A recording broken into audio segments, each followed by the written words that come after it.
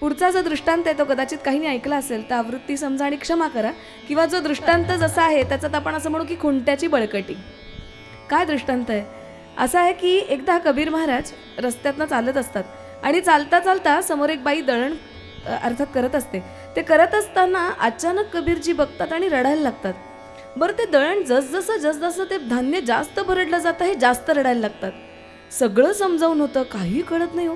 फक्त अंगुली निर्देश करत राहतात की जातं बघून रडण्यासारखं काय आहे.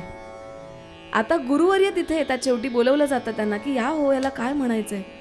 जात्याकडे बोट दाखवल्यानंतर गुरुवर्य हसतात आणि म्हणतात थांब कबीर. जातात आणि खुंटा काढतात. तो खुंटा काढल्यावर कबीर हसायला लागतो. कोणालाच काही कळत नाही हे काय वेडसरपणा चालू आहे.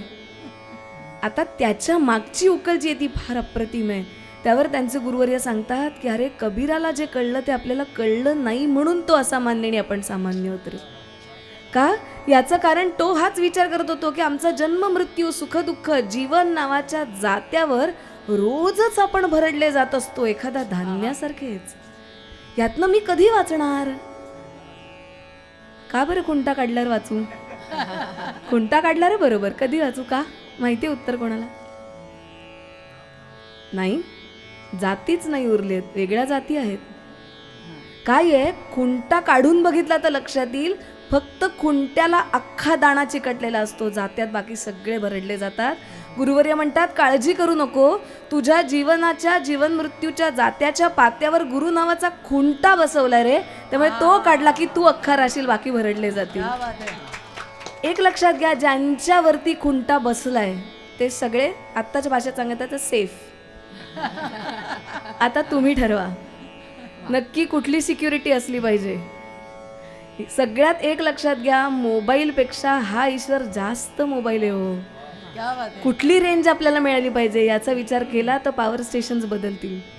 हा विचार जेवढा वाढेल तेवढी पुढच्या गाण्यातल्या 2 शब्दांपर्यंत आपण पोहोचू. लग्न आलं तर मोहात अडकून प्रपंचात जाणार, आणि लगन आली, शब्द अक्षर सारखी आहेत पण लगन आली तर परमार्थाने निर्मोहापर्यंत जाणार. ऐकूया.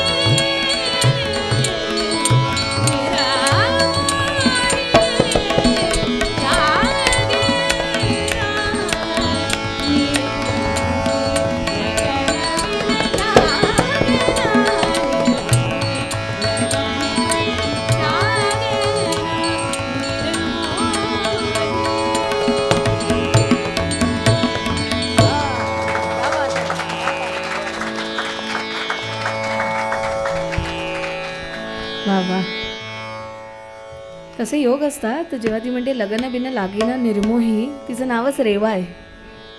रेवा म्हणजे नर्मदा. बरं, त्याच्यात आडनाव कसं आहे, रेवा नातू. म्हणजे सगळेच म्हणतात की तू जर नर्मदेसारखी असशील तर वैराग्यधारिणी आहे ती, आणि तीच निर्मोही असू शकते, अशाशिवाय ती मांडूच शकणार नाही हे सारं. असो, काय माहिती आहे, हे सगळे योग, हे बघा, हे आपण काही करत नसतो, वर्ण योग जुळून येतात आणि बरोबर तसे तशा गोष्टी घडत जातात. रेवाताई ही मुळात लहानपणापासूनच, तिचे वडीलच उत्तम तबली आहे, विनायकबुवा फाटकांची ती कन्या. तर त्यामुळे तिथनं घरातनं गाणं आलं, आपोआपच तोललं जाणं म्हणजे काय असतं कदाचित गाणं, हे त्यांनी शिकवलं असावं तिला. आणि पुढे अनेक गुरुवर्यांचं शिक्षण मिळालं आणि आज पंडित दिग्विजय वैद्य यांचं मार्गदर्शन ताई घेतीये. आणि अतिशय अभिमानानं सांगावं असं वाटतं, संगीताचार्य, आत्ताच्या सोप्या भाषेत PhD तिने संगीतात केली आणि त्या PhD परीक्षेत भारतातून प्रथम क्रमांक तिला मिळाला. आणि इतकंच नाही तर तब्बल 9 पारितोषिकांनी तिला सन्मानित करण्यात आलंय. अशा अनेक पुरस्कारांची ती मानकरी आहे. स्वरभास्कर पंडित भीमसेन जोशी पुरस्कार असेल किंवा बालगंधर्व पुरस्कार पुणे महानगरपालिकेतर्फे दिला जातो. इथे आपण ठाण्यात कार्यक्रम करतोय तर इंद्रधनु ही संस्था आपल्या सगळ्यांना परिचित आहे. त्या संस्थेतर्फे दिला जाणारा सुधीर फडके यांच्या स्मृतिप्रित्यर्थ युवनवेश पुरस्कार, या सगळ्या पुरस्कारांची मानकरी ताई ठरली. अनेक विविध संगीत समारोहात देशविदेशात ताईने आपलं गाणं उत्तम पद्धतीने रंगवले. अशी रेवाताई, तिच्यासाठी एकदा मनापासून दाद देऊया.